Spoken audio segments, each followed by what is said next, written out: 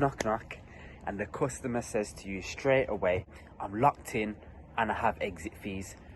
So the first rule of overturning a customer with exit fees is to not say the words exit fees to them. Now, what do I mean by this?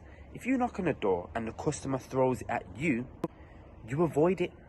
And how you do that is they say, look, I'm locked in and I have to pay to leave Eon.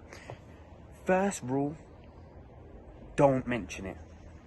Second rule is the major rule to flipping any negative, any objection, that is GTG.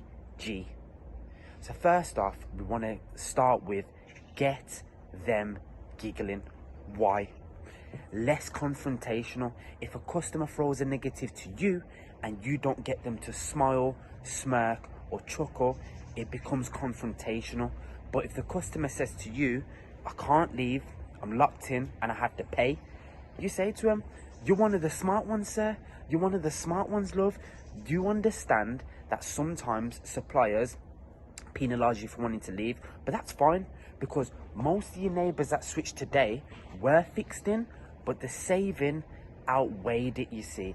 And then it's the third rule, which is hit them with a question straight away.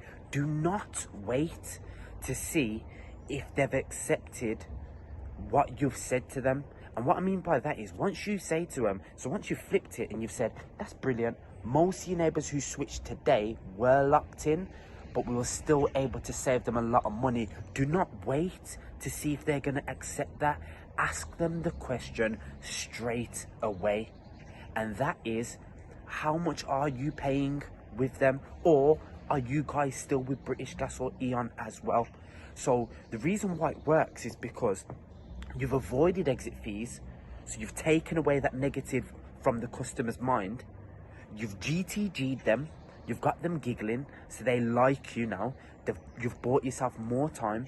You've used the sheep factor by saying a lot of their neighbours were in the same boat, but they've still switched because it's still worth it.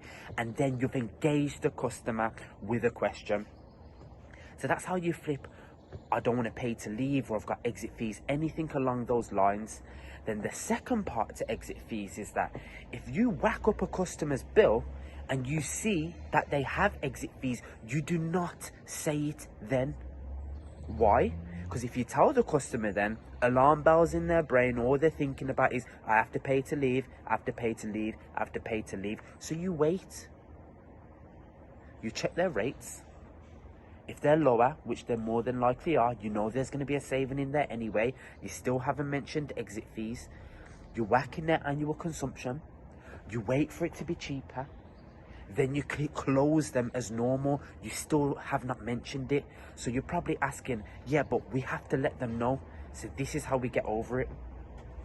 Once we've closed them, we've offered them the super green tariff, and we're reading the script.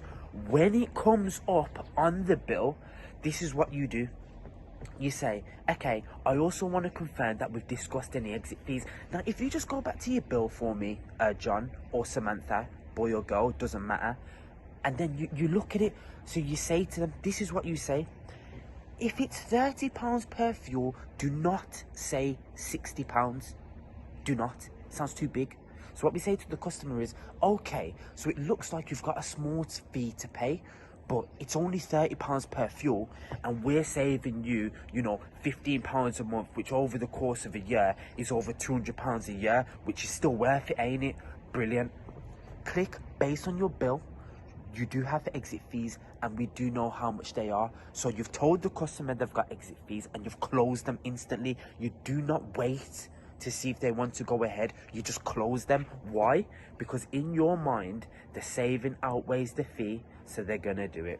Brilliant.